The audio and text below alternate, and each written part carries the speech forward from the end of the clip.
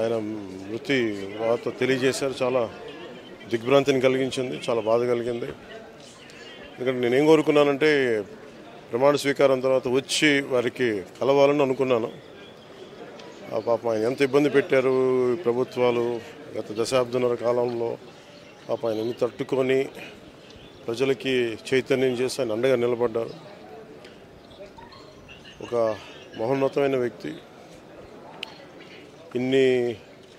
ఇప్పుడు ఆంధ్రప్రదేశ్లో కానీ భారతదేశంలో ఎక్కడైనా సరే, ముఖ్యంగా ఆంధ్రప్రదేశ్ తెలంగాణకు సంబంధించి తెలుగు రాష్ట్రాల్లో ఏ జర్నలిస్ట్ ఉన్నా అది ఈనాడు స్కూల్ ఆఫ్ జర్నలిజం నుంచి వచ్చే రూట్స్ దానికి ఉంటాయి.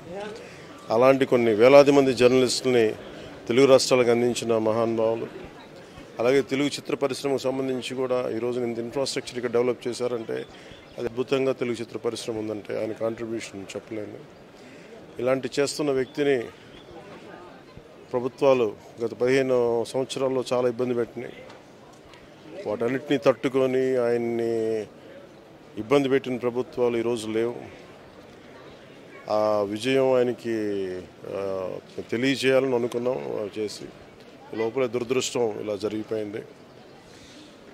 వారి కుటుంబానికి, ప్రతి ఒక్కరి కుటుంబ సభ్యులకి, అలాగే ఈనాడు గ్రూప్ ఆఫ్ కంపెనీస్ వారందరికీ కూడా నా జనసేన తరపు నుంచి, నా తరపు నుంచి వారికి నా సంతాపం తెలియజేస్తాను.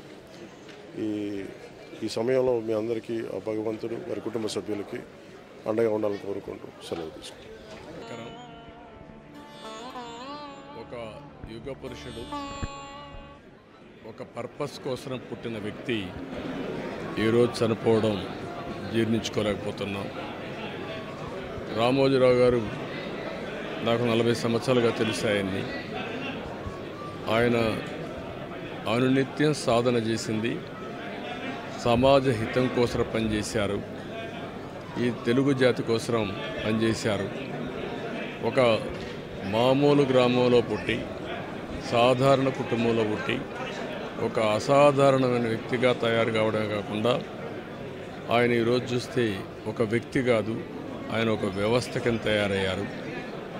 ఆ రోజు ప్రారంభించింది మనం ఒకసారి చూస్తే మార్గదర్శితో ప్రారంభించి, మార్గదర్శి అయిన తర్వాత ఈనాడు ప్రారంభించి, అదే మాదిరిగా ప్రజా చైతన్యాన్ని మనం చూస్తే ఈరోజు రాష్ట్రంలో ఏ ఇంట్లో కూడా నిద్ర లేస్తానే ఈనాడు చదివితే తప్ప బయట వచ్చే పరిస్థితి ఉండదు.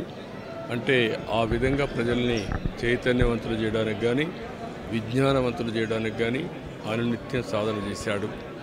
ఆయన ఏ పని చేసినా కూడా నేను మొదటి నుంచి కూడా చూశాను, రాజీ లేదు. 40 ఏళ్ళుగా నేను ఆయనతో కలిసి ఉన్నప్పటికి కూడా, ఆయన పరిచయం ఉన్నప్పుడు కూడా ఏ రోజు కూడా ఆయన ఒకటే చెప్పేవాడు, మీరు ఏమి చెప్పినా నేను మాత్రం ధర్మం ప్రకారమే పనిచేస్తాను, విధి నిర్వహిస్తాను తప్ప నేను ఎల్లప్పుడూ ప్రజాపక్షానే ఉంటానని చెప్పి స్పష్టంగా చెప్పిన వ్యక్తి రామోజీరావు గారు.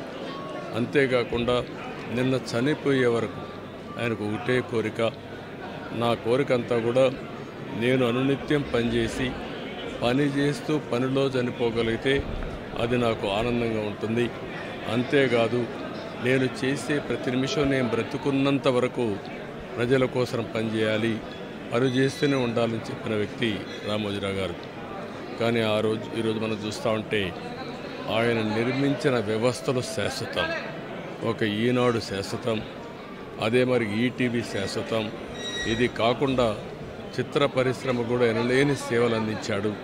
ఈరోజు రామోజీ ఫిల్మ్ సిటీ మీరు చూస్తే దేశంలోనే ఒక అత్యున్నతమైన స్టాండర్డ్స్లో రామోజీ ఫిల్మ్ సిటీ తీసుకొచ్చి ఆయన అనునిత్యం చెప్పేవారు, నేనేదో ఒక కమర్షియల్ కాంప్లెక్స్ కట్టచ్చు, వ్యాపారాలు చేయొచ్చు, నా వల్ల ఈ సిటీకి లాభం రావాలి, అదే మరి రాష్ట్రానికి ఆదాయం రావాలి, టూరిజం కింద ఉండాలని చెప్పి చేశారు. అలాంటి ఒక మహానాయకుడిని ఈరోజు పోగొట్టుకున్నాం. తెలుగు జాతి వెలుగు, తెలుగు వారి గుండెల్లో చిరస్థాయిగా ఉండే వ్యక్తి, అలాంటి వ్యక్తిని పోగొట్టుకోవడం చాలా బాధ అనిపిస్తుంది. ఏదేమైనా ఆయన ఇచ్చిన స్ఫూర్తి ఉంది. నా జీవితంలో ఎన్నో సంఘటనలు, నాకు ఎప్పుడైనా క్లిష్టమైన సమస్య వస్తే ఆయనతో నేను కన్సల్ట్ చేస్తే దాన్ని ఏం చేయాలనో ధైర్యాన్ని వ్యక్తి అతను. అందుకే మొన్న కూడా మీరు చూస్తే ఎప్పుడు ఎన్నికలు వచ్చినా కూడా ఆయన ధర్మాన్ని ఆయన నిర్వహించాడు. ఆయన ఎప్పుడు కూడా ధర్మం సైడే ఉన్నాడు, అదేవిధంగా పనిచేశారు. అందుకే ప్రజల్లో కూడా ఒక అచంచలమైన విశ్వాసం ఆయన పైన. దానికి కారణం ఆయన జీవితం మొత్తం ఆయన సంపాదించిన విశ్వసనీయత. అలాంటి వ్యక్తిని పోగొట్టుకోవడం చాలా బాధేస్తుంది. ఏదేమైనా ఆయన ఆశయాలు ఈ తెలుగు జాతికి ఉన్నాయి. ప్రతి ఒక్కరు కూడా ఆయన ఆరాధిస్తారు. అందుకనే ఈరోజు ఒకటే కోరుతున్నా, ఆయన చెప్పిన విషయాలన్నీ నా చెవుల్లో ఎప్పుడూ రింగుమంటూ ఉంటాయి, వినపడుతూ ఉంటాయి.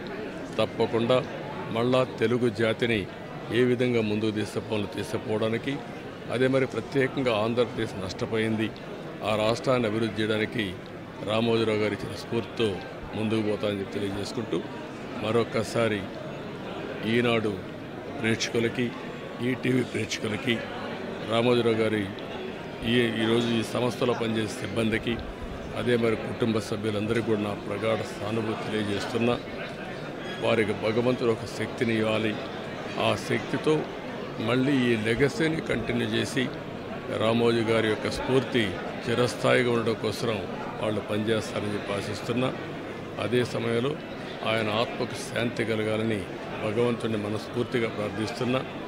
ఆయన చేసిన పనులు శాశ్వతం. భవిష్యత్తులో కూడా తెలుగు జాతి గుర్తుపెట్టుకునే విధంగా చేశారు. అలాంటి ఆయనకు మనశ్శాంతి కలగాలని భగవంతుడిని మనస్ఫూర్తిగా ప్రార్థిస్తూ, తెలుగువారి అందరూ ఆశీస్సులు ఉన్నాయి.